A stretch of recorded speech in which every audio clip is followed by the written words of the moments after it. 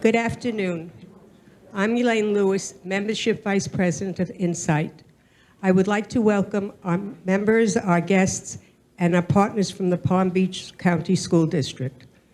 We are happy to be able to share this evening with you after 2 years of closures.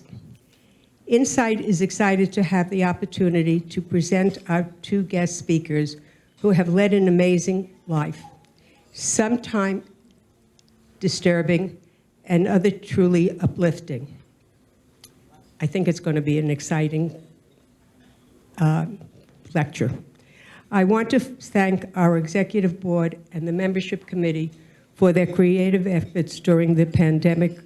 Together, we enrolled many new members from Ballin and our neighborhood communities. We are truly growing. To everyone who joined and will join Insight, we welcome you. I assure you that you will be proud of the incredible, important work our membership makes possible. It is time now for us to oppose prejudice and bigotry we see in our communities, country, and in the world. It is time to encourage acceptance, respect, kindness for all people. This is Insight's mission, and together we make a difference. Thank you. Now it's my pleasure to introduce our co-president, Nancy Cook. And now you just stay there.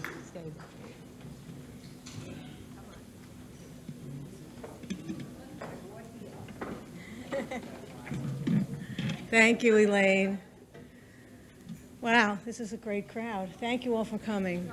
When we became co-presidents, I said thank you all for coming.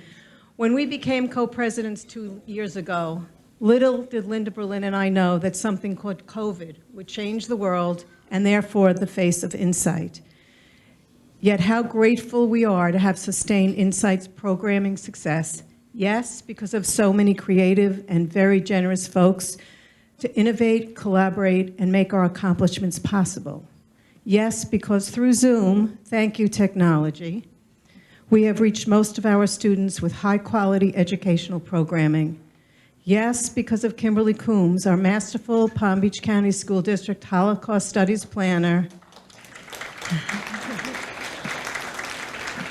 And yes, because of a school administration that recognizes the importance of Holocaust education and the positive leadership shown by Mike Burke, who is completing his first year as superintendent in Palm Beach County, the 10th largest school district in the country.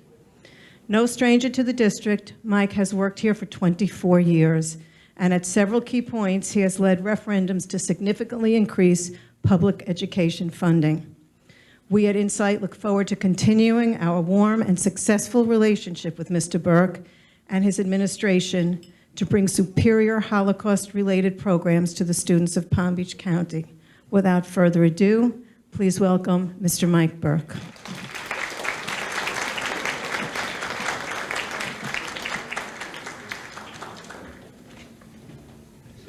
Thank you, Nancy. And thank you, Co-President Linda Berlin. I tell you, that's a smart way to do it with the co-presidents. We might have to look into something like that. Anyway, I'm honored to be here today, and I'm not alone. I'd like to recognize we have school board member Karen Brill and her husband Stuart with us this afternoon. Ms. Brill's been incredibly supportive of our Holocaust education efforts. And I also have Dr. Adam Miller, our Assistant Superintendent of Performance Accountability, and his wife Siri. And I know we've got a host of other folks. We got Diana Fetterman, our Assistant Superintendent of Teaching and Learning. And you're going to hear from Kim in a little bit, and Maureen. And for all the Palm Beach County, I've met some of the educators that are in the room tonight. Thank you. And thanks for all the work you're doing. I'd also like to thank the Insight, I'm going to do a little better here, Insight Through Education for their partnership. Over the past 12 years, they have provided over $1 million in services and Holocaust education resources for the school district. $1 million. I think that's worth a round of applause. So thank you, Insight. This money is so important, and it's a critical investment, and it's to our common goal of never again. We must remember that the darkest episodes of history so that they are not repeated. From the donation of books, materials, the speakers, the videos, the movies. We had 2 movies recently that were shared with students that reached over 20,000 of our local Palm Beach County students.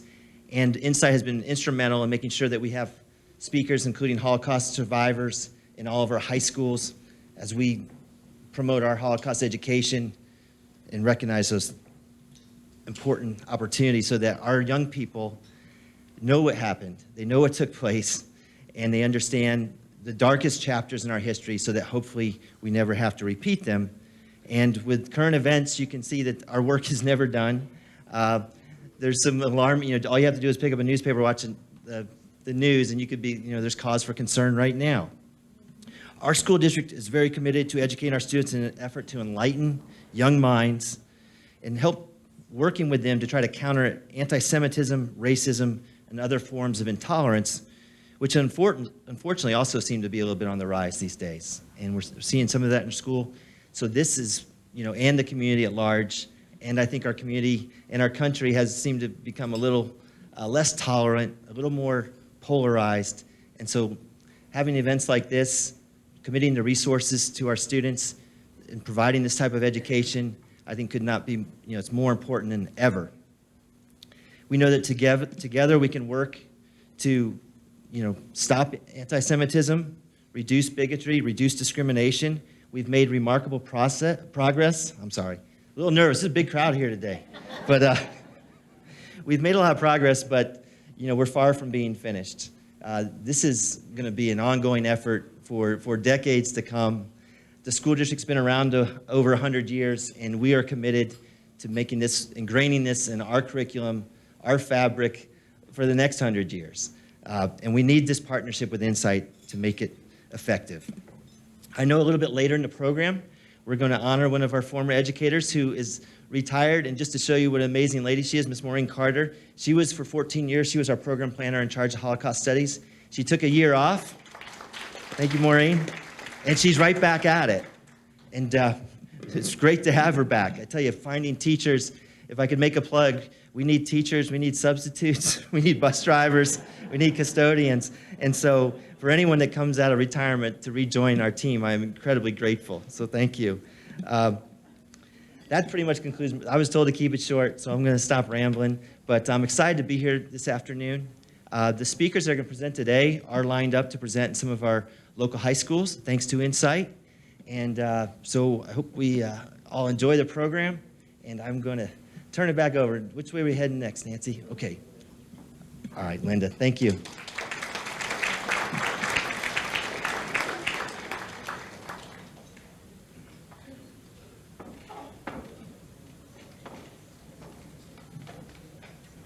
Hi, I'm Linda Berlin, the other co-president with Nancy. We've had a wonderful 2 years working together. It is my pleasure to welcome all of you here, and it is also my great pleasure to introduce Kimberly Coombs to you. Kim is the program director for Palm Beach County Schools Holocaust Studies program. She is creative, innovative, and very, very knowledgeable in her field. Kim trains the teachers in the schools in ways to teach tolerance, anti-bullying, and acceptance to the students. We are proud to be working with her. She has supported our mission in every way, and I'm going to let her tell you. Come on, Kim.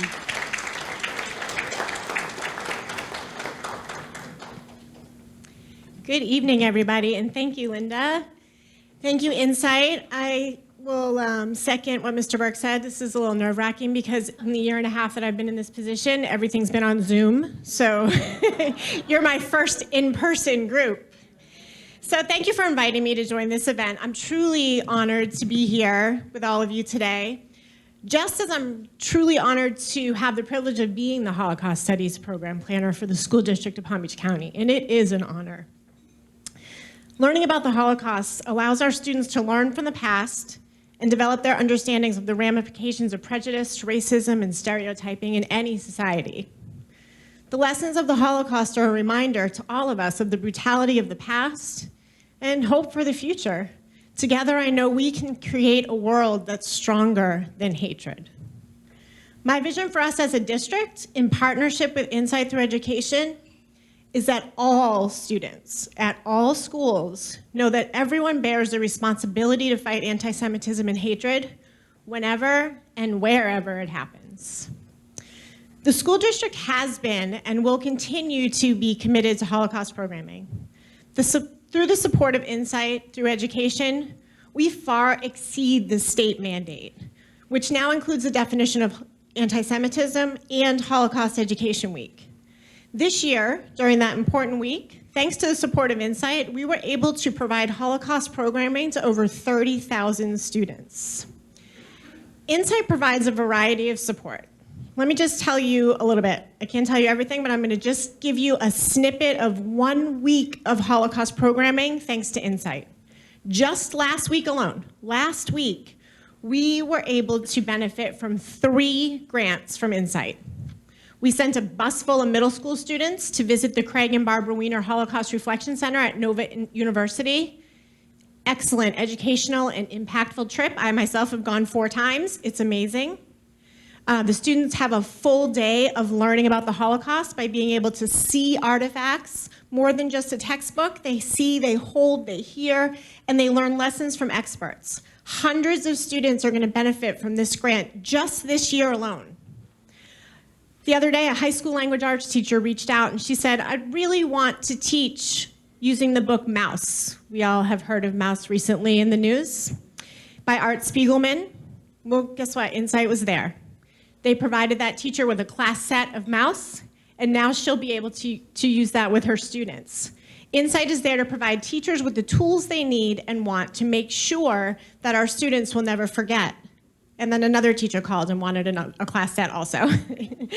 And on Friday, just a couple days ago, first grade students at Lincoln Elementary School watched a lively puppet show with puppeteer Ronnie Gerstel. She teaches about respect, friendship, acceptance, and appreciating everybody's uniqueness, thanks to another grant from Insight. This year, over 4,000 students will be able to, 4,000 first grade students will be able to experience this great puppet show. And in addition to the lessons, they just love actually seeing an in-person puppet show. So this is a contribution that's made in just 1 week. There's so much more that I could tell you that Insight does to support our school district and our Holocaust Studies program, but I know you're here to really hear Arno and Pardeep, so I'll just stop for now. I want to end by saying thank you for all that you do. Like Mr. Burke said, with anti-Semitism on the rise at a very scary rate right here in our own community and around the world, this work gets more important every day. We know that together, through education, we can try to combat anti-Semitism, discrimination, and bigotry. The future looks bright for our partnership with Insight. We're working together on several new and exciting projects and programs, including bringing Arno and Pardeep to some of our high schools this year and hopefully next. We're also working with Insight on a very exciting new project that you'll hear about later from Kelly Warsaw and Judy Karp.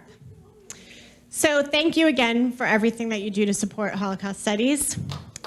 Thank you. But I'm not done. I have 2 honors tonight to speak to you, and then we're also here to honor someone very, very special, Miss Maureen Carter. In the year, yes, a round of applause. You can come on up if you want to. In the year and a half that I've been in this position, I've had the privilege of getting to know Maureen very well, and believe me when I tell you that I am the lucky one. Maureen retired from the district a year and a half ago, but she never really left because I called her every day, all day, and she is so passionate about the important work that we do in Holocaust education that she didn't just ride off into the sunset.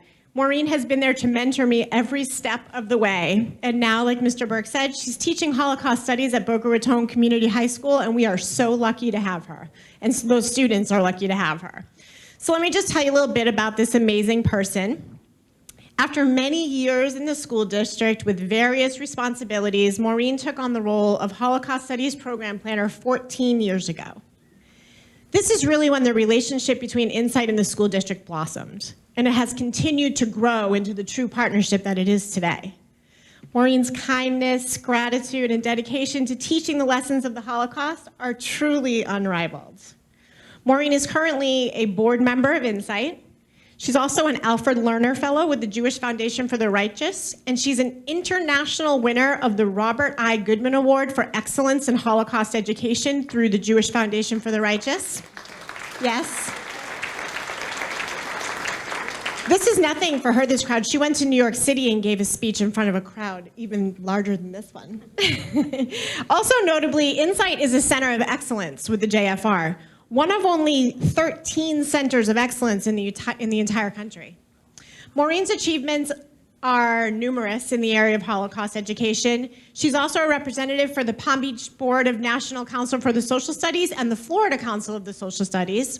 She was also asked by the State Commissioner of Education to serve on the Florida Holocaust Task Force. Please welcome back Nancy and Linda to present Maureen with this honor.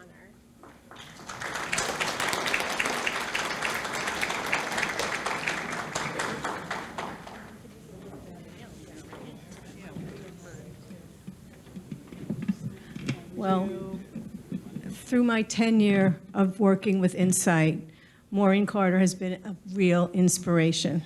So in that vein, we are giving you this certificate. This award of high honor is presented to Maureen Carter with deep gratitude from the board and membership of Insight Through Education.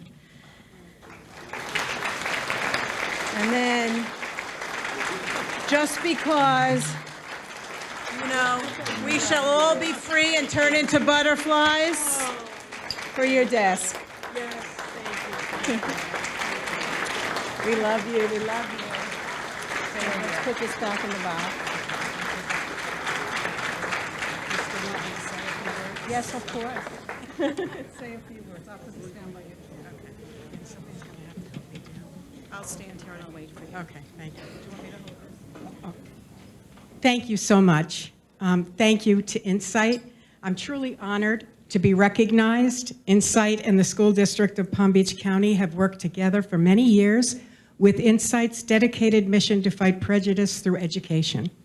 Insight's mission of supporting the school district in innovative programs and materials for our teachers to implement Holocaust education in our schools has had the effect of impacting thousands of students.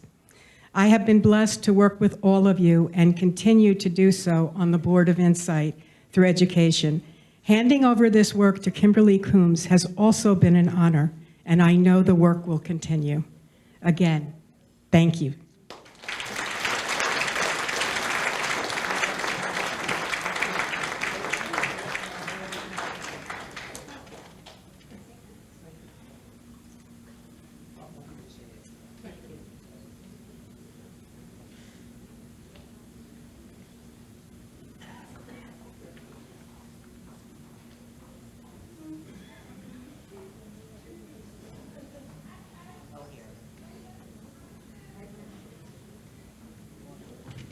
Goes down, thinking to myself, like literally. You can play it. Play the video. Yeah, roll the video. It's a beautiful, serene morning. Had the windows down, thinking to myself, like literally thinking to myself, this is a beautiful morning. Life seemed, it was just great. I start to see squad cars flying by us. And the squad car pulls up in front and like tapes it off real quick.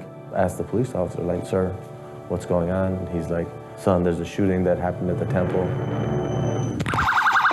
Police say the shooting began around 10:30 Sunday morning as many inside the Sikh temple were gathering for worship. Witnesses said the first shots came outside, inside mayhem. I felt anger. But then I felt this sense of relief that like I wasn't involved in that. I also felt this incredible sense of guilt.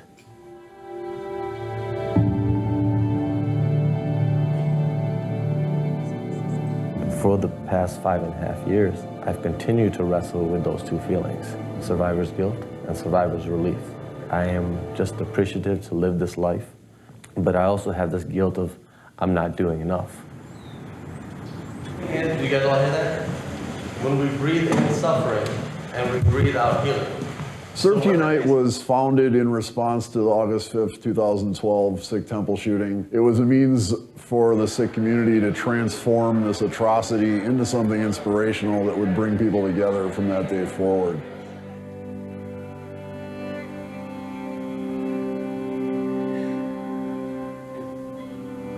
It was initially formed to bring about an awareness of the Sikh community, but then we knew that it was going to morph into something much bigger than that to really address communal healing for all communities. Today, Serve to Unite works with young people from 2nd grade through college. We do arts-driven service learning and global engagement. We also organize a 6K run every year to raise money for scholarships for 6 young people in honor of the 6 victims of the Sikh temple shooting. And recently, Pardeep and I have started working with small towns and municipalities, trying to help them become comfortable with demographic change as populations are changing. We're weaving in our parts of ourselves into a map of Milwaukee to end the segregation, to bring everybody together. There's places where people are just not as unified, and if we have a chance to change that, we should definitely do it. Especially with Milwaukee being like that, we should do as much as we can.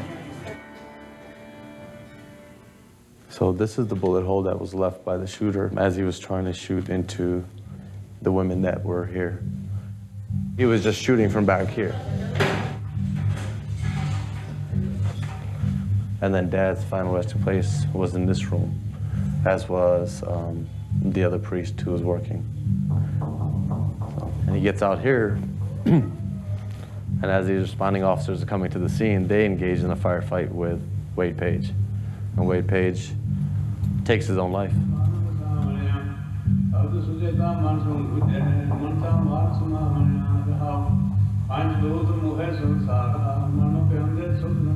The shooter killed himself. There was not much explanation from law enforcement. So I said, let me reach out to Arno and really find out why white supremacists do these things. In a selfish kind of way, I also wanted someone to raise their hand and say, you know what, I'm responsible for this. In 1987, me and a few friends of mine started a white power skinhead gang in Milwaukee. We started our own white power skinhead band also. And our band was very much a rallying point for like every pissed off white kid in Wisconsin. We must secure the existence of our race and the future of white children. We stoked their anger and their angst, and we blamed it on Jewish people, we blamed it on people of color, we blamed it on gay people. We later got involved in the early stages of what today is known as Hammerskin Nation, and that's the largest organized white power skinhead group on the planet Earth. So nowadays, when violence is perpetrated by this group, I feel a great deal of responsibility. And speaking of which, Wade Michael Page, the man who murdered Pardeep's father and 5 other people, was a member of that group. I brought that to my buddy Paul. Basically brought about an inner conversation where I'm saying, where do you get off thinking that you're gonna go waltzing off into the sunset after all of the people you hurt, after all of the harm you've done? I left the movement in 1994.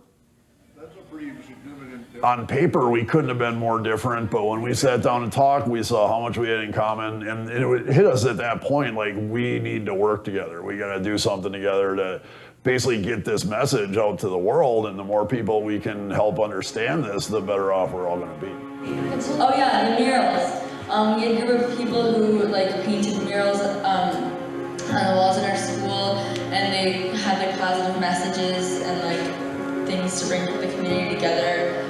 We've also been doing art. We like to connect art. People of the high school age, that they're the next generation. So it's important to me for them to have a good community for themselves, which will bring a better community for the younger generation and for generations to come. If we're gonna be the antidote for what's wrong with our society, we really gotta focus on what's right. In my experience, what's right is the truth that human beings have more in common than different. The more voice that a child has, the more vulnerabilities. So filling those voids with sort of wraparound programming, it takes a village to raise a child. And somehow, some way, we step back from that saying. But I think that saying is more true now than ever. It takes a village to really nurture a child.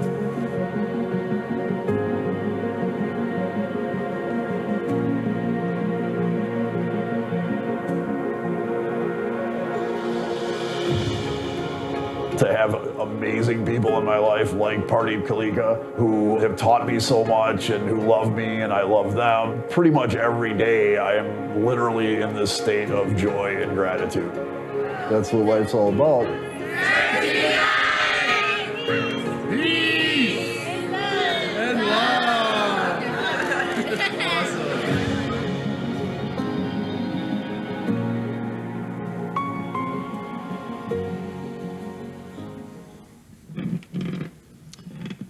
Good evening, everyone. I'm David Karp, and That morning was just a... All right, I'll start again. I'm David Karp, and I'm sure that all of you were as moved as I was when watching that video. And that's why I'm so honored to introduce our special guest speakers today. The inspiring video speaks for itself, highlighting the remarkable and seemingly impossible friendship between Arno and Pardeep, and the recognition that even the worst of us can reform to espouse kindness, compassion, tolerance, and love. In the late 80s and early 90s, as you saw, Arno Michaelis was a leader of a worldwide racist skinhead organization, a racial holy war evangelist, and influential lead singer of a hate metal band. Single parenthood, love for his daughter, and the forgiveness shown by people he had tormented all helped Arno turn his life around, bringing him to embrace diversity, gratitude, and tolerance. He is now the acclaimed author of the prize-winning book, My Life After Hate, which I recommend to everybody, as well as an educator and filmmaker dedicated to sharing his incredible personal evolution. Pardeep Singh Kaleka, his cohort, is a native of Punjab, India. He grew up in Milwaukee, ultimately serving as a police officer and educator in the inner city. He's now active as a therapist specializing in holistic trauma-informed treatment with survivors of assault, abuse, and violence. His passion in life's work is to promote healing and recovery. And Pardeep and Arno together are the authors of the Booklist 2018 Editor's Choice book, The Gift of Our Wounds. Arno and Pardeep speak all around the country with a special emphasis on bringing their message and mission to school children. Tonight, we're going to hear from them directly. It's really a remarkable story. For everybody here, you'll see that there are note cards. I can't believe this just happened. I thought I put this on. Now that's Elementary 101, what not to do as a speaker. You'll see there are note cards and pens on your tables. If you have questions during the presentation, please jot them down. This handsome young man in the back, Jerry Warsaw, will come around and collect. And after the program, I'll do a Q&A for a little bit afterwards to try and address everybody's questions. Also, if anybody has difficulty seeing the stage, because I know we've filled up the room, which is really fantastic, but if you are having trouble seeing, please feel free, if you're able, to move your chair if you want to come closer or make it more central so that you can see Arno and Pardeep. So with that, please join me in welcoming Arno Michaelis and Pardeep Kaleka.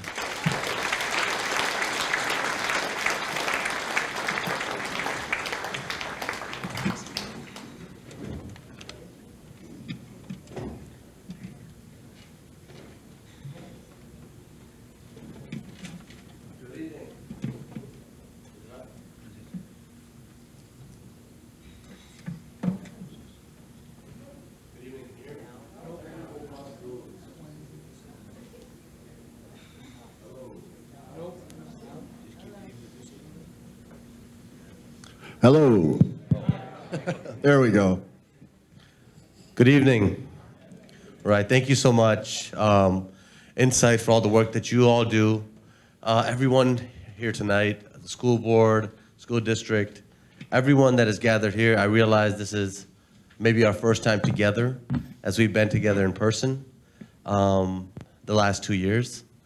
It has just been difficult for so many different people. They're no different for our community in Milwaukee, Wisconsin, for people who are going through this, and also our students.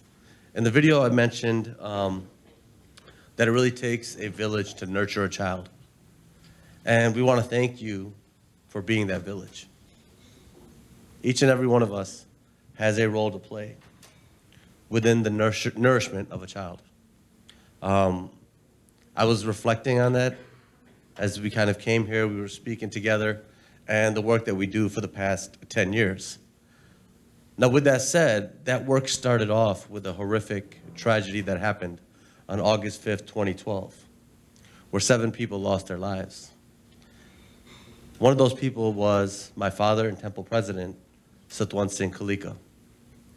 It was only because my daughter forgot a notebook at the house that I didn't have to make the choice as a father whether to stop a gunman or whether I could stop a gunman and save both of my children. My mother survived. She was able to hide in the closet. This was 6 minutes that changed the trajectory of not just the lives in the Sikh temple, but the lives of so many different people. And included in that is the Jewish community who rallied around us that Sunday. As hundreds turned into 500, 500 turned to 1,000, we saw a sacred community coming together from different faith backgrounds. Christians, Jews, Muslims, Buddhists, Baha'is, Protestants. Today, you are a continuation of that spirit to fight against hate, to not be defined by it. And I'm glad that we had that snafu up here where the phone went off. That was great. You know, we have to be able to laugh. We have to be able to make mistakes. In the video, we mentioned vulnerability with our children. We have to teach our children that we can be vulnerable and still come out of it all right.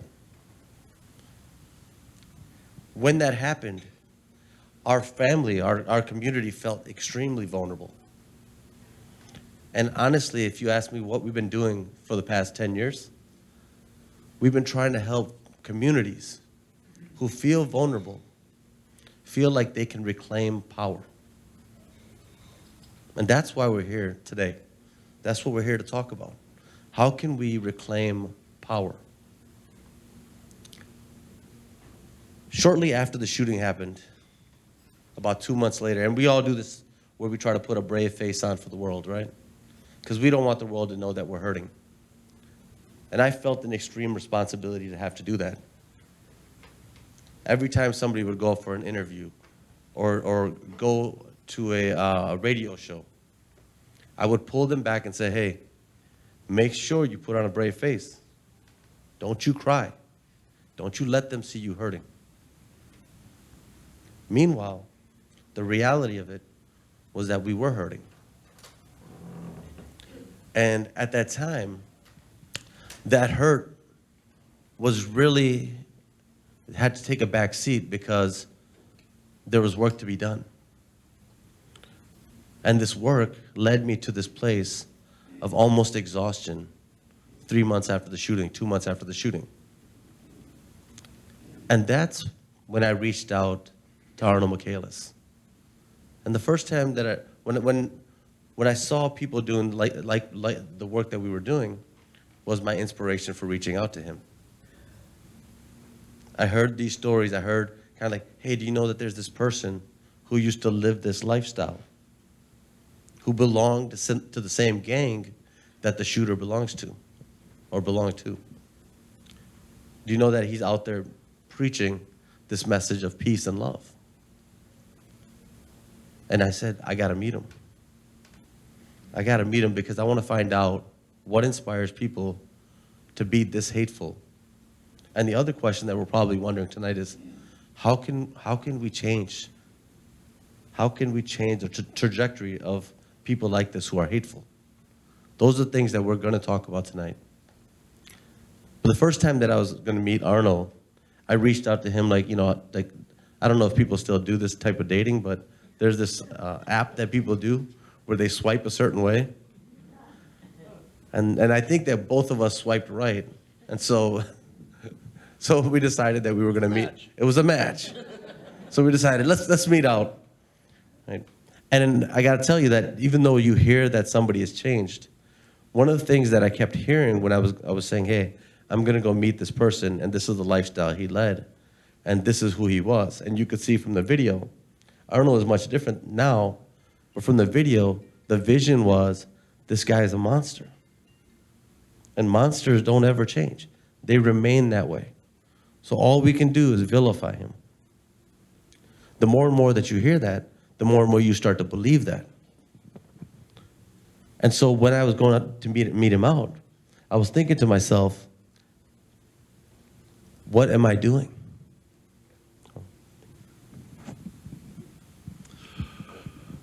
Pardeep reached out to me on October 22nd of 2012. I hope you don't forget our anniversary this year. I do it every year. I always have to remind him.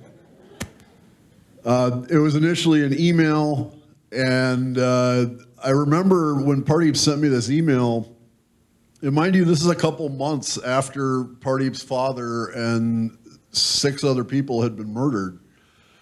Pardeep said that he had reached a low point.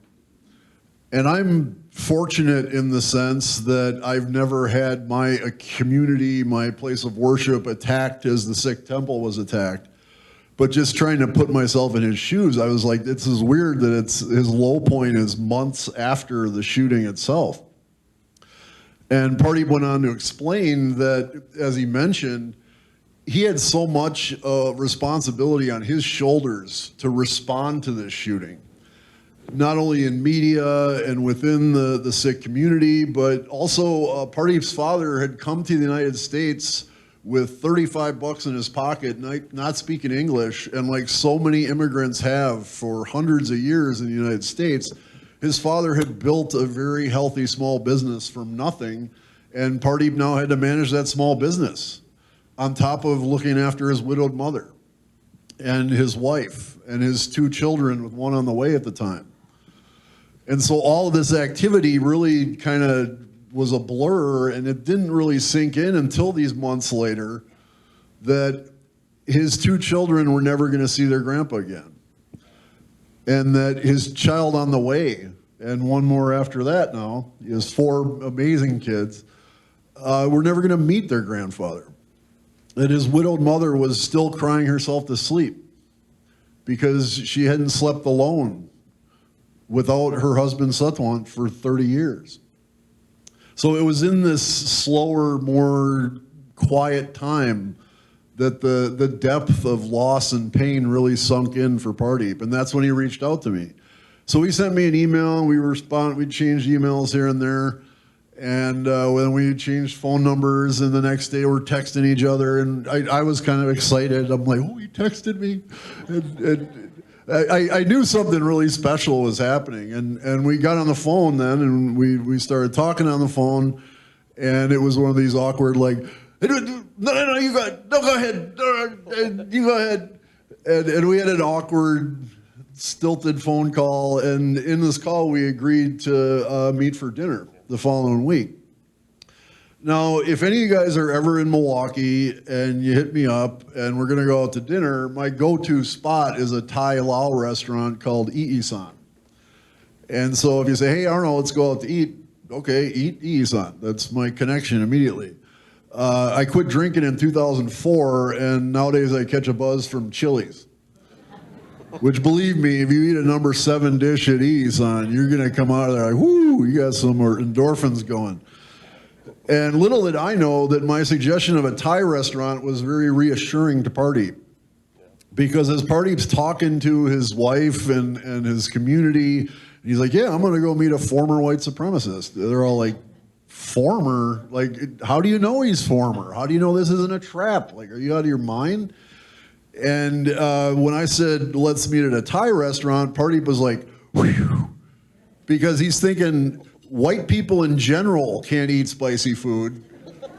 So he could rest assured that an active white supremacist would never suggest a Thai restaurant to meet for dinner. Had I said, yeah, let's meet for sauerkraut und Wiener Schnitzel with some beer, that we probably would have never met, and this talk would have never happened. But as Pardeep sat down and we started talking, we did talk about the two questions he had foremost in his mind right away. Those questions being, how could someone stoop so low and descend to such a miserable point of humanity to where nothing but homicide followed by suicide seemed to make sense to them? And the other question of what can we do about it? And the answer to both questions is the same one word. It's practice. When you are a white nationalist or any sort of violent extremist, I've been working in counter-violent extremism internationally since I went public with my story in 2010. And in that space of CVE, counter-violent extremism, I'm what's known as a former, as in a former violent extremist. Pardeep is what's known as a survivor, as in a survivor of violent extremism. I'm very fortunate to have former friends. They're actually current friends, but they're formers. Former violent extremists of every stripe. I have a dear friend who's a former jihadi. I've met former members of ISIS, of Al-Shabaab. Another dear friend of mine in Denmark is a former Antifa. Him and I would have killed each other, torn each other limb from limb 30 years ago. And speaking with all these other formers, I hear the same story every single time. Not only the same story, but these ideologies of these various factions of violent extremism, which on the surface seem to be very, very different, are actually very, very alike when you look at them objectively.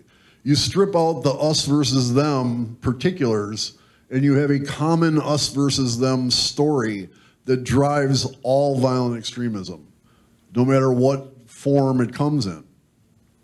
And to me, the simplest way to distill this common driver of violent extremism is just to understand that hurt people hurt people. Now, Pardeep and I have done a lot of work in schools, as was mentioned. We've worked with middle schools quite a bit, high schools quite a bit, and I believe we learn far more from these kids than they may learn from us. I shouldn't say that in front of the superintendent because he might not book us to come speak at these schools, but I learned so much from these kids. They have so much insight and they're so brilliant. And I was talking about hurt people one day, and this 8th grade girl raises her hand and she's like, yeah, but Arno, not all hurt people hurt people. And I was like, oh yeah, that's true. That's a really good point actually, because I'm a Buddhist nowadays, and Buddhism 101 is that if you live, you're going to suffer.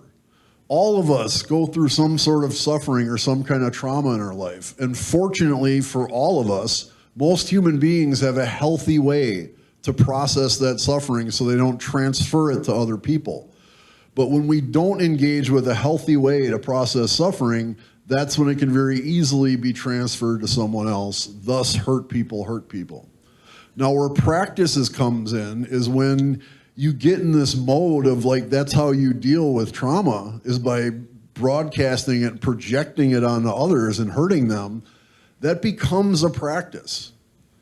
And it's a practice we're not necessarily aware of. It's like an inadvertent practice. It's not like I love golf, and it blows my mind how something I'm so horrible at can be so fun, but as much as I played, I don't seem to get any better, but I imagine that some of the golfers here have progressed at least a little bit since they started playing, and that's because as you play, as you repeat the repetitions of the swing and all the intricacies of what ball and club to use, you learn those things and they become second nature. The nature of practice is repetition. But when we practice hurting people, when we practice hating people, it becomes our nature. So Wade Page, the man who murdered Pardeep's father, and I want to say the names of everyone else he murdered, that being Ranjit Singh, Sita Singh, Prakash Singh, Baba Punjab Singh, Suvig Singh Katra, and Paramjit Kaur.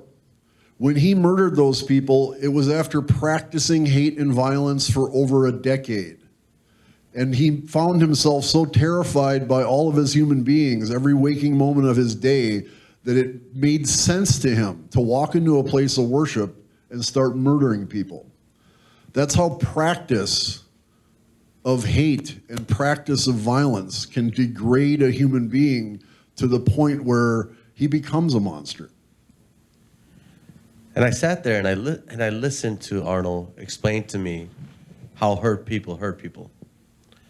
And I thought about, and I do want you to think about Wade Page as a person. At one point, this person who would describe as a Nazi was once a boy who grew up in this society, who went to school just like all of our children go to school. And so I do want us to know that this was a human being, not just defined by what he did on those days, but he was defined also with an essence of being. Because if we don't start to understand the Wade Pages of this world, what do we do with monsters? We just vilify them. What do we do with human beings? We understand them. And so we can get further upstream in this, and we can prevent the next Wade Page from carrying out what he's going to carry out. And I do say he, because the work that we do, what we see in our work is largely, it is boys who turn into men who are the ones that carry out these acts. But I also thought about my community, and I thought about my upbringing. I came to this country when I was 6 years old. I came from a small farming village in Punjab. I saw my parents work hard. I saw them struggle. And I was grateful for this American experience. When I was a young boy, I dreamt about becoming a police officer.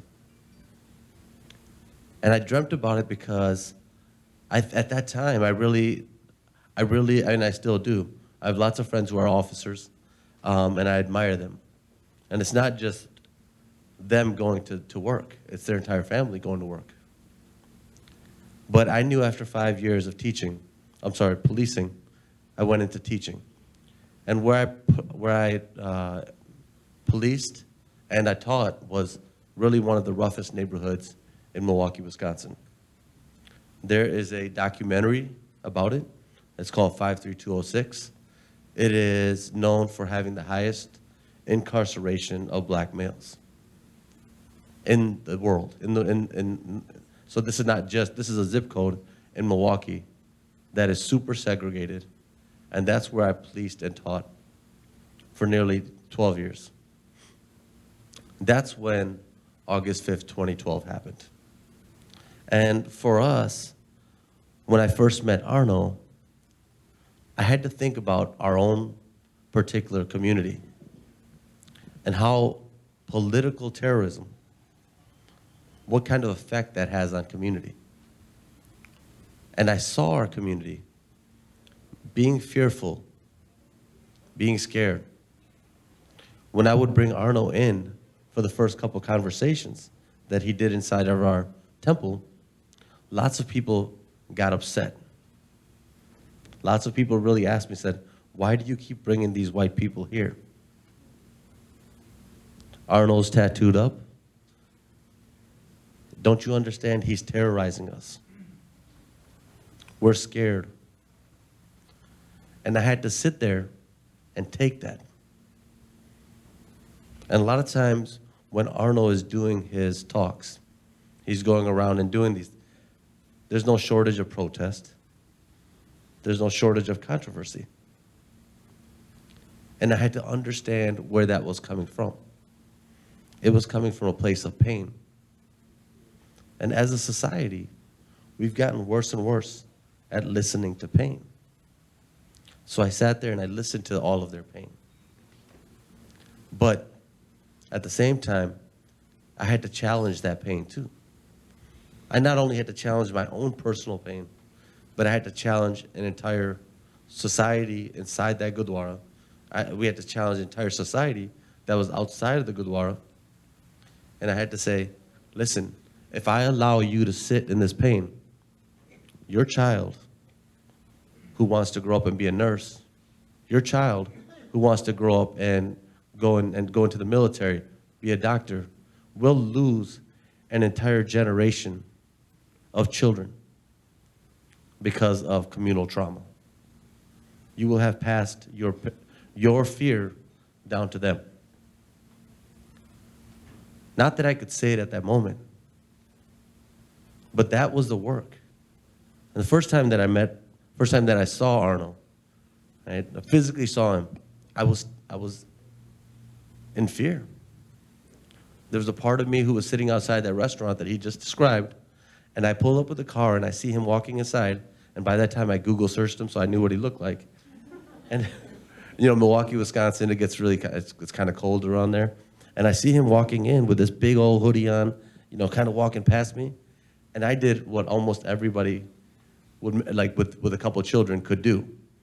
I was gonna say it later, I was gonna call him and say, hey, you know, the children got sick and I had to go home. Can't make it. Well, we can always use the child excuse to not show up. We could use any excuse not to show up. So that's a testament to you being here tonight too, is that you showed up. And so something, just like Arno said before, kept pushing us forward. There was something in the conversation. There was something working. I don't know what to call that something. But each time that we faced a wall or have faced a wall together, there's something that pushes us through and says, okay, keep going. You haven't gone for, keep going. And so I get out of the car and I walk into this restaurant and there Arno is, being flanked by two waitresses, both of Asian descent, and he's right in the middle. And for some reason, my mind went to, oh, he must be okay. He didn't eat the two waitresses. And I'm like, so the other thing that we're gonna say to you is, be okay with your subconscious, right? And I was like, now I'm like, why would you think a human being, remember, we come from Milwaukee. The Jeffrey Dahmer thing, it was real for us. So, sorry. So, so I'm like, I'm sitting there, I'm like, okay, let's just keep going forward. And I walk up to him, and I'm like wondering, what am I gonna say to him? What is he gonna say to me? So you're thinking a mile a minute, you're walking slowly, but you're thinking fast. And as I approach him, he's like, dude, what happened to your eye? And I'm like, I don't know, what happened to my eye? Was my eye there? All of this nervousness, I completely forgot that a week before, I was giving the kids a bath, and you know those you got those shower caddies that go in the corner, and on those shower caddies, there's like those loofah hooks. You guys all use a loofah? So loofah hooks, they come down, they're like kind of like a metal wire hanger. My wife was telling me, she's like, you gotta get rid of that. It's too sharp. It's gonna take somebody's eye out. Right? And me being the procrastinating father that I am, never got to it until it got to me.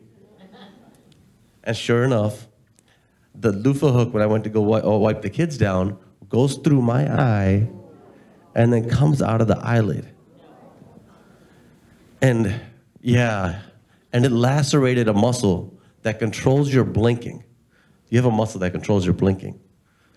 And when I went to go meet Arno, that happened a week before that, but the way that I used to keep my eye up, because the muscle didn't work anymore, was Scotch tape. So I would just tape my eye up like this. Meanwhile, you know, all day my eye is getting drier and drier and drier. So I would blink like this with my actual index finger as so the first time that I saw him, I was nervous, but by that time I graduated to using sort of a white tape. And by the time, am I too close?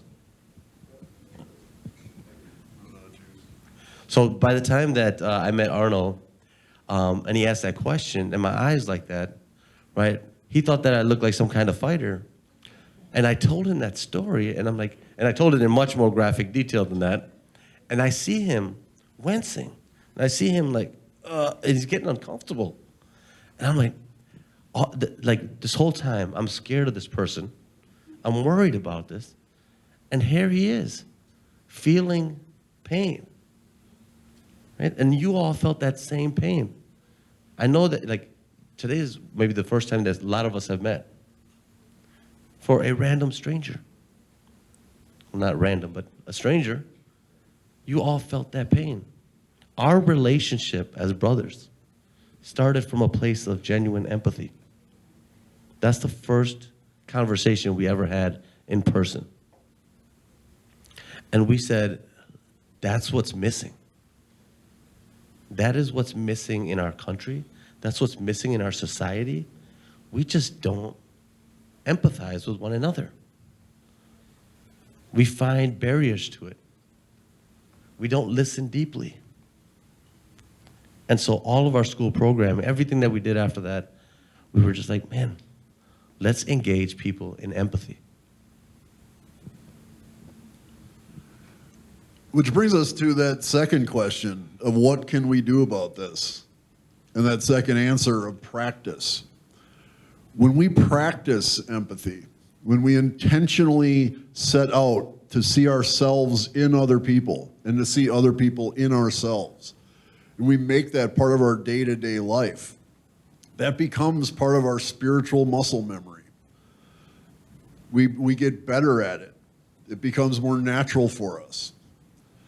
So to answer the question of what can we do about these hateful attacks, what can we do about hate and racism and anti-Semitism, which always co-present, by the way. There's been a lot of focus on racism in this country recently, which is high time that we've done that. This country has not bore witness to the suffering that racism has caused for centuries beyond the birth of this country. We need to bear witness to the suffering that race has caused. And we need to be objective and look at our history to see that racism and anti-Semitism are like this. They always coexist, they always co-present. So if you're concerned about one, you need to be concerned about the other to be truly addressing this issue in our society. So that concern can drive our practice. If we think about how hurt people, we also think about how practice can help us be the one to bear witness to that suffering. When I talk about my story, the most frequently asked question I get, which I'm sorry if I'm heading off anyone's question here, is how did I get out of neo-Nazi skinhead groups? The simple one-word answer to that is exhaustion. It's exhausting to live your life that way. It's exhausting to know that what you're doing is wrong, but to not have the courage to even acknowledge, much less answer that inner voice that says, what are you doing? Why are you doing this? What is wrong with you? So all the energy it took to suppress that voice was exhausting for me. It was exhausting to cut myself off from society and cut myself off from culture that I had taken for granted my whole life. My entire life, I've been a huge film, TV, sports, and music geek. When you are a subscriber to a violent extremist ideology of any sort, pop culture is forbidden because pop culture breathes diversity. It wouldn't be awesome if it wasn't created by all sorts of different people. So things that we take for granted, like watching a football game, David had mentioned the Green Bay Packers earlier. As a white power skinhead, I couldn't watch a Packer game because doing so would make me a traitor to the white race because I'm rooting for Afro-American players. One of the biggest factors in my turnaround was the TV show Seinfeld. When that show came out, my girlfriend would like sneak behind my back and watch it. As you can imagine, Seinfeld was strictly forbidden to the white power skinhead scene. But my girlfriend started liking it. She's like, you got to watch this show. And I begrudgingly watched an episode, and I was instantly hooked. And I loved it. I thought it was hilarious. By this time, today, I literally, now it's on Netflix especially, I watch an episode every day. I know every episode line for line. I laugh out loud every time I watch it. It brings me profound joy. The comedic genius of Jerry Seinfeld and Larry David and everyone else involved in that show to make it happen. My girlfriend worked on Thursday nights when Seinfeld aired at 8 p.m. on NBC affiliate in Milwaukee. And back then, I don't know if you guys are old enough to remember this. Back then, we had these things called VCRs. They were like the size of a suitcase. They always 12. I don't know why that was. But if you were very clever, you could get it to tape something off TV, which I had to do for my girlfriend, because if she came home and that wasn't taped, I wasn't getting any. I would be in big trouble. And so we had to hide the videotape from my white power buddies, because if they came over by the house and they saw a videotape on the shelf that said Seinfeld on it, I would be violently excommunicated from my group. So we put it on a tape that said Amber's second birthday party, because we knew no one would ever ask to watch that. Now, as ridiculous as this was, and the ridiculous was not lost on me, this was the life that I led. And I knew that I was a hypocrite, not just for watching the Packers and watching Seinfeld, but going to Hollywood movies, doing anything that was all these things that were forbidden by the white power ideology. And Seinfeld being observational humor, and one of the things I dearly love about it is every single day. Right now, I'm reminded of the episode where Kramer was kicked out of the retirement community for going barefoot in the clubhouse. Every single day, there is a reference to Seinfeld, and you kind of you crack up and you get this moment of joy because of that comedic genius. And so after I'd watched the show on Thursday nights, the following Saturday, I'm having a bowl of soup and I'm chuckling over the soup Nazi. I ask myself, does Jerry Seinfeld get to live in your whiter and brighter world? If he does, do you think he's going to be very funny as you're rounding up and exterminating Jews and blaming Jews for everything wrong with the world? And the only answer to that was that I was full of it, that I was a hypocrite. So every time a Seinfeld moment came up, it drove home my hypocrisy. It brought me more to that point of exhaustion to where I had to leave. But the most exhausting thing was when people I claimed to hate treated me with kindness. And I was very fortunate that time after time during my 7-year involvement in hate groups, there were people like a Jewish boss, a Black and Latino coworkers, a lesbian supervisor who treated me with kindness when I least deserved it, but when I needed it most. And I wonder, because I'm grateful to those people every day for leading me out of such a horrible time in my life. I wonder how they got to the point where they could treat, and you saw a glimpse of it in that video. I mean, back then, I might look kind of scary now. Back then, I had a shaved head. I was typically full of scars and stitches. I had swastikas on my jacket. I was an outspoken racist. There was no mistaking what I was about. What can bring a person to the point where they're so adept at kindness, they're able to give it to such a miserable individual? The answer is practice.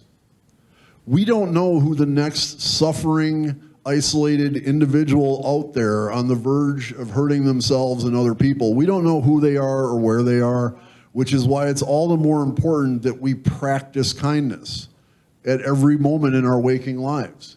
Because the more we do that, the greater the odds that we can reach those people and that we can divert their course as my course has been diverted. I honestly believe that had Wade Page experienced the right act of kindness at the right time in his life, Pardeep's father could be here with us today, along with all the other victims of the Sikh temple shooting.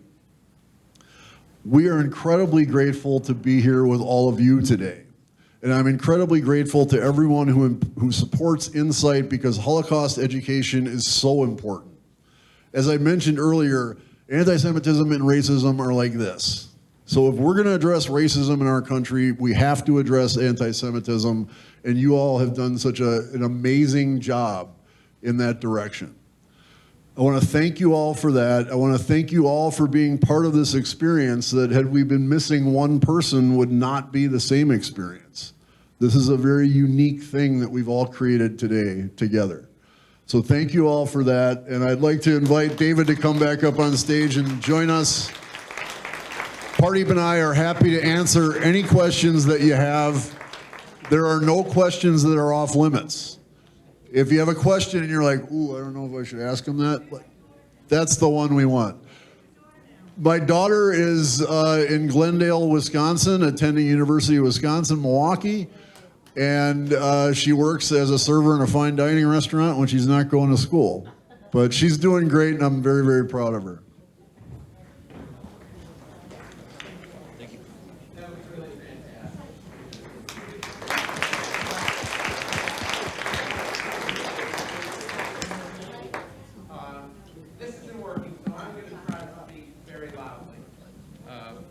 We can pass this.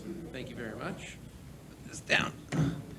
Well, we have a lot of questions, and they're coming fast and furious. So I'm going to try to sift through them and build on what the two of you have been talking about. And thanks. And if you have more questions, please continue to send them along. There are a few that are along the same lines. I'll start with you, Arno. Sure. If you can talk a little bit about your background, your childhood, your family. What was your upbringing like, and what led you to the point where you thought that the way forward was to join a racist skinhead organization? That's a great question. It's an important one. Again, like Pardeep said, we need to understand how this happens, and how a child who's as beautiful and innocent as any child can end up being someone who's very violent and hateful. Many people, just getting a surface view of my story, would assume that my parents were racist. That's not the case. My parents are polar opposite. My dad's very far right wing, my mom's very far left wing. Somehow that attracted them to each other, but neither one was racist, neither one was anti-Semitic. I grew up in a nice house in a nice neighborhood. I never went hungry. I never took a beating. From the 10,000-foot view, I had a very idyllic childhood. But my father's drinking put a lot of pressure on my mom. And my dad wasn't a mean drunk. He was a fun drunk. And by fun drunk, I mean when I was a little boy and my dad was drunk, we were going to shoot guns and light off fireworks, which was a lot of fun for me and my brother. We had a pistol range in our basement, actually. That was not fun for my mom when we were down there shooting at midnight, and she had been working 2 jobs to keep the bills paid in her nice house in a nice neighborhood because my dad did more drinking than working. So it was actually my mother's stress that was my pain point as a child. I could tell throughout my childhood that my mom was suffering deeply, and that hurt me. And rather than be a good kid and be like, hey, Mom, I love you, how can I help? I just started to distance myself from her and from my dad, who, despite his disease, loved me very much. And that made me more angry, more dangerous to other kids. I started out as this bully on the school bus. I got a kick out of it. I got like an addiction to lashing out and causing problems in school. And like any addiction, what was a thrill the first time isn't a thrill 10 times later. So I had to keep escalating the antisocial behavior in order to get the same kind of rush from it. And so I went from being a bully on the school bus to fights in the schoolyard to breaking and entering to vandalism. Started drinking myself when I was 14. And by the time I was 16, I was a full-blown alcoholic. I had been violent since I was a little kid. Hate was just another part of the rush, and that's who I was when I was exposed to white nationalism through white power skinhead music. So that was the vector that actually brought me into the violent extremism. Pardeep, what do you think are the sources of hate? What causes it? Is it poverty? Is it lack of education? Is it what are the psychodynamics? What do you think, So just really quickly, I creates saw that? some faces. Sometimes it's Arno's normalizing having a gun range in his basement. That's not. I don't know how normal that is. We're from Wisconsin, Milwaukee, so it's different. But yeah, great question, and I think that. So we do a lot of work with an organization called Parents for Peace. Parents for Peace is set up in a way that concerned parents can call this hotline, or concerned loved ones can call this hotline, or sometimes we get referrals by the FBI or someone else.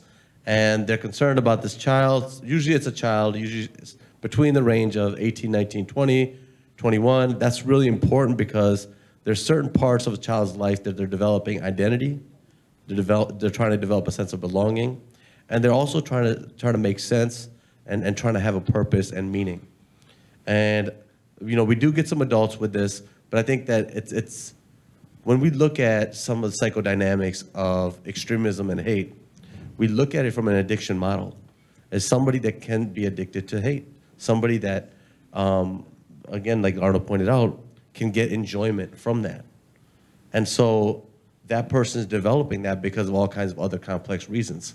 Now, within some of when we look at like shooters or mass shooters or people who may have the possibility of doing these types of things, we look at personality types.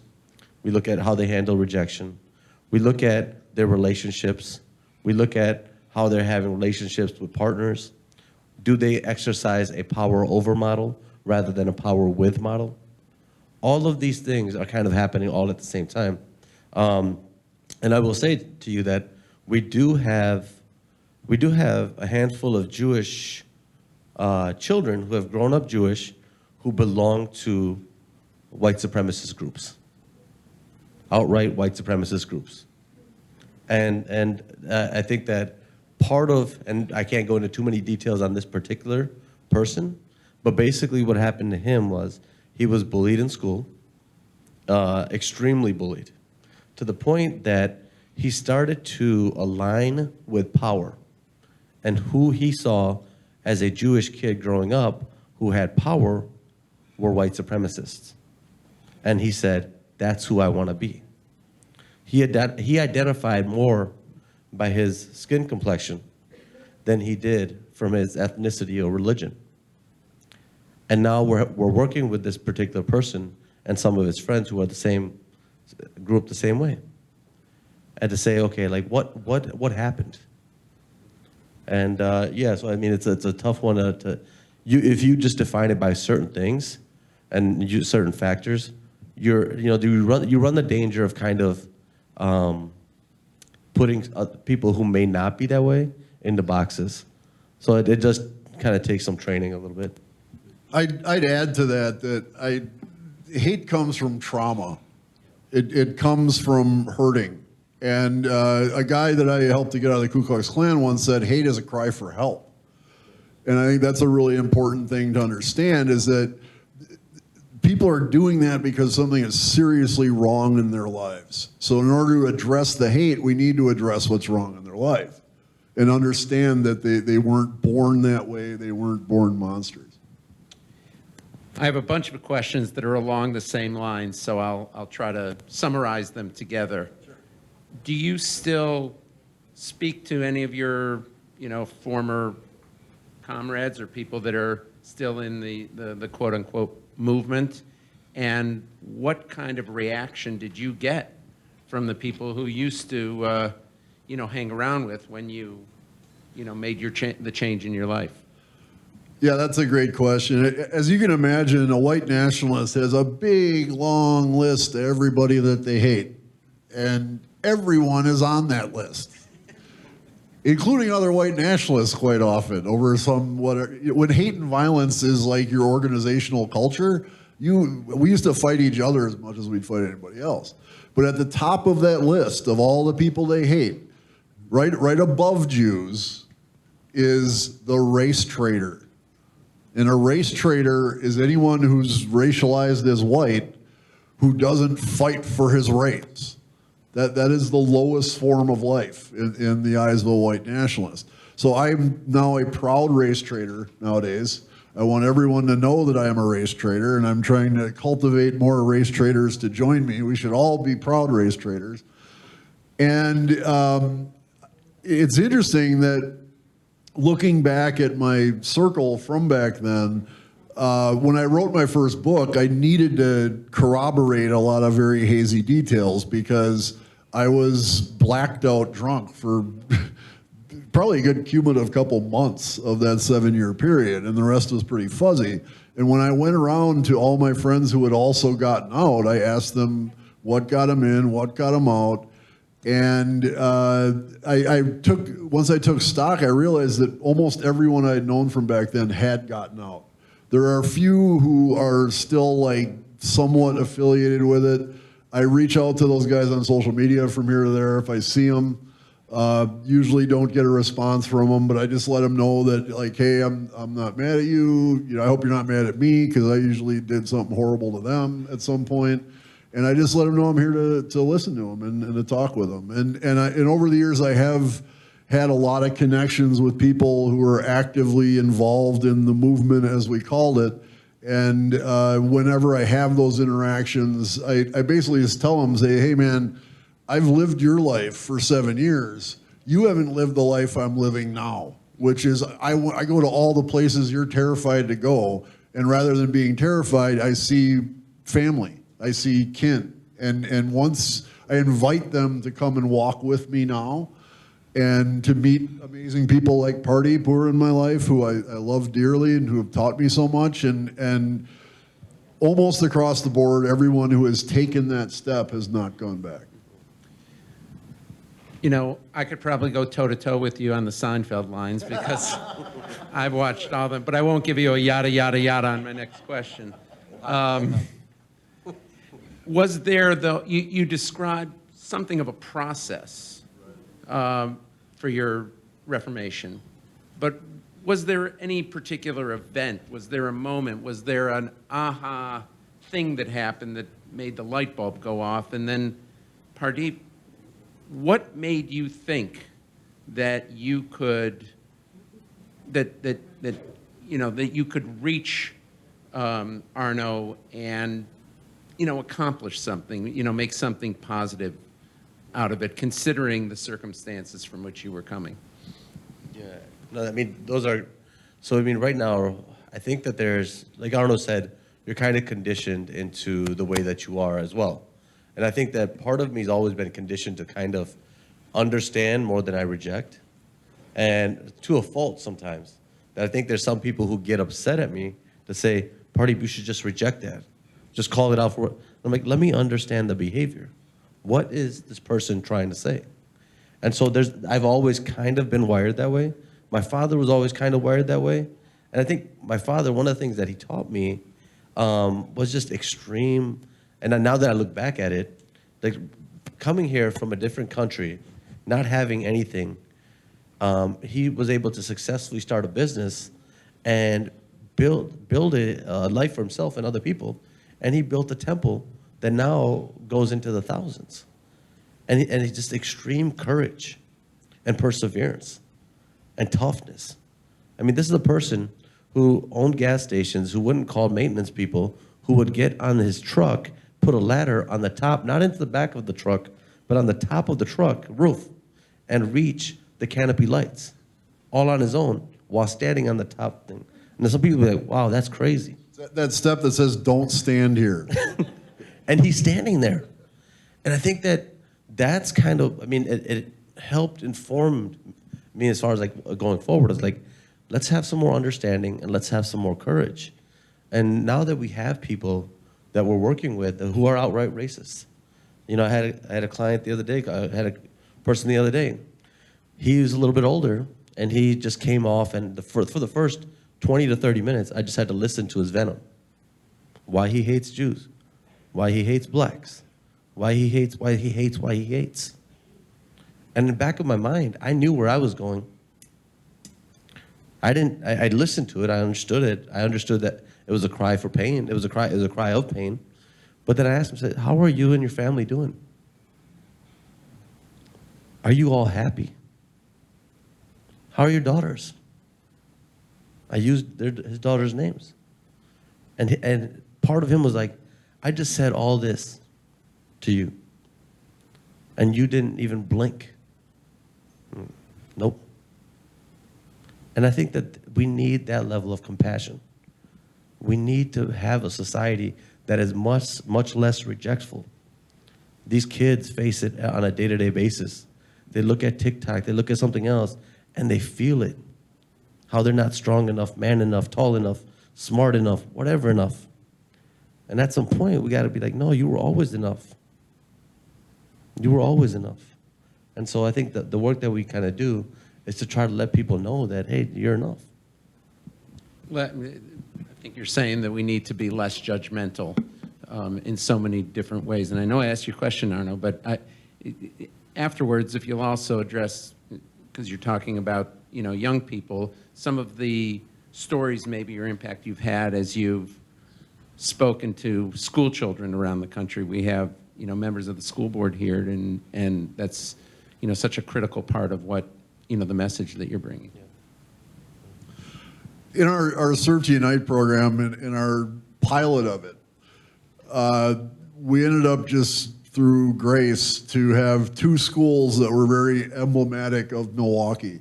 Milwaukee is the most segregated city in the United States for many, many years running. Milwaukee is the worst place to be an Afro-American in the United States as far as incarceration goes, teen pregnancy, economic mobility, homicide, sexual assault, human trafficking, you name the metric, and it's worse for black people in Milwaukee than it is anywhere else. And so our initial 2 schools were one called Fernwood Montessori that was in a more posh area of the city, and it was a school that you had to be on a waiting list to get in. The demographic was about 80% white kids, the other 20% was fairly diverse, and these were kids who were like taking AP classes in 7th grade and going down to Costa Rica to rescue sea turtles in the summer as they studied marine biology track, and just hyper high achieving kids. And the other school was West Side Academy on 35th and Lisbon in the core of Milwaukee's inner city. This school was 99% Afro-American students. The other 1% were a few Asian and Latino kids. These kids were living in crushing poverty, and neighborhoods where addiction and crime were just utterly destroying families left and right. The challenges these kids went through would absolutely break your heart. And because of the difficulties, and the differences in the school was very stark also. At Fernwood, when we went there, the teachers were like, oh, come on in, like you come anytime you want. We can spend as much time as you want. We all do project-based learning. Everything's just very laissez-faire. And at Westside, it's like, okay, you got 7th hour from 2:05 to 2:55. And there were bells and everything was very regimented. And the kids at Westside were typically reading at least a few grades behind where they were, facing all sorts of challenges. And there was a young woman in the 8th grade class at Westside named Akaya. And Akaya was the girl that all the teachers were afraid of, as well as all the other kids, except for our Serve to Unite teacher, a woman named Jennifer Koss. And when Akaya would get into trouble in other classes, they would just be like, go to Miss Koss's room, because Jennifer was the only one who could handle Akaya. All the other kids were terrified of her. If you looked at her sideways, it was going to take 2-3 teachers to pull her off of you. When Pardeep and I went and did our little dog and pony show there, and we talked about service and how amazing and universal the being of service to other human beings is. It's a pillar of the Sikh faith. It's a pillar of Islam. It's a pillar of Judaism and Christianity, Buddhism. It's a pillar of human spirituality. And we talked about just going out and seeing something that needs fixing in our society. Tikkun olam. I'm reminded of that great tenet of Judaism. And how it was really a really important part of Pardeep's healing process, as well as my recovery process. And after our talk, Akaya went to Miss Koss and said, you know, instead of starting fights now, I'm going to help stop fights. And I'm going to get people to talk. And Jennifer's kind of like, okay, awesome. Good job, Akaya. She's thinking to herself, like, I'll see it when I believe it. But sure enough, Akaya almost turned on a dime and went from being the school bully, the school troublemaker, to being the school peacemaker. And Akaya led the organization of a series of block parties in Milwaukee's inner city that summer that demonstrated in neighborhoods where, like, every other light pole had a pile of teddy bears and flowers because someone got murdered there. Akaya organized these parties to demonstrate that peace was possible, and that for an hour, for an afternoon, the people in that neighborhood could come together and share food and art and some sports and music and just show that peace was possible, demonstrate that possibility, begin a practice of peace that hadn't been present in that neighborhood.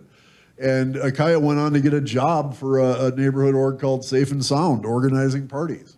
So when I think about the many students that we've had the grace to collaborate with and learn from and maybe inspire a little bit, Akaya is the first one that I think of, but there's been countless ones beyond her that walked a similar path.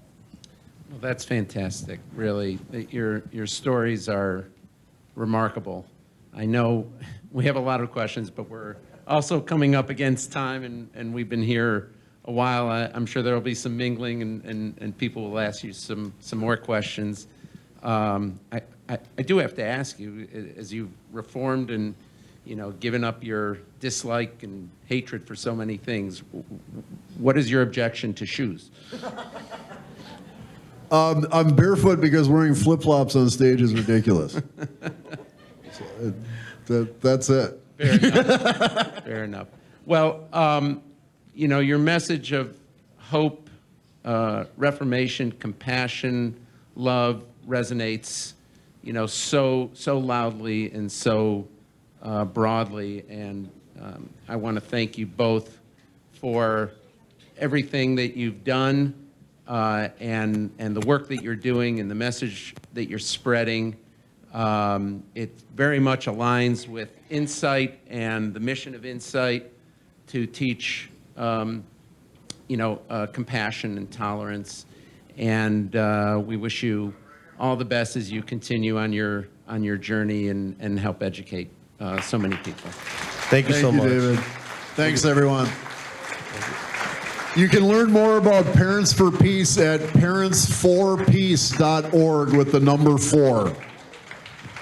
Before we conclude the program tonight, I want to bring up Kelly Warsaw and Judy Karp to talk about the next chapter for Insight and some fantastic programming and opportunities that are coming along. So thanks, everyone.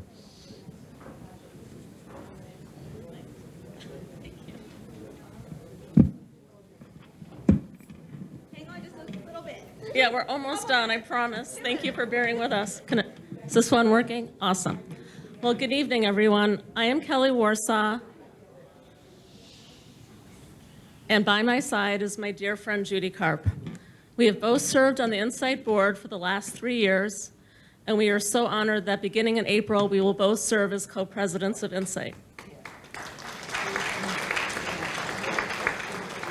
Thank you.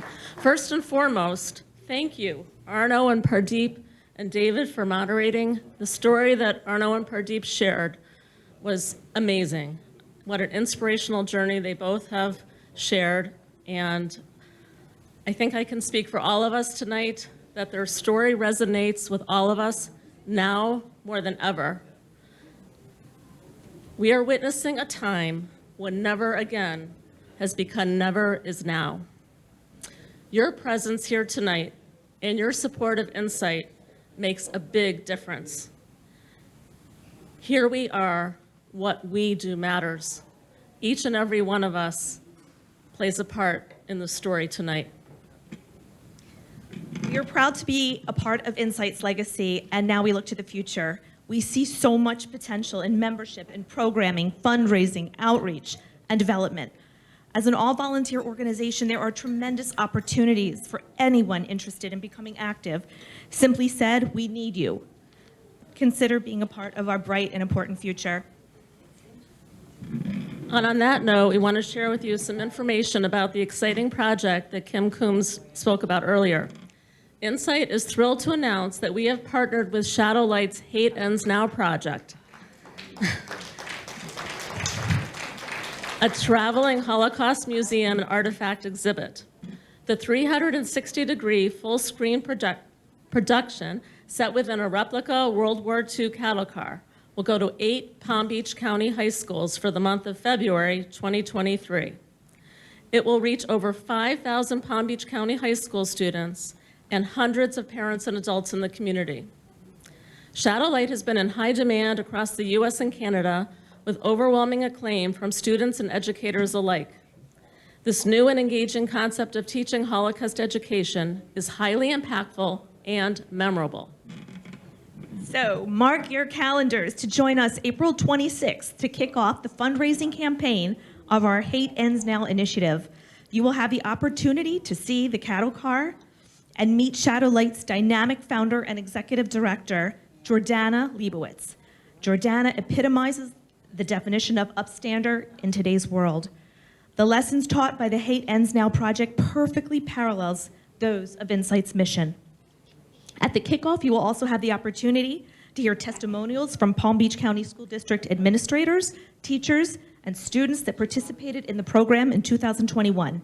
Details will follow by email, so please look out for it.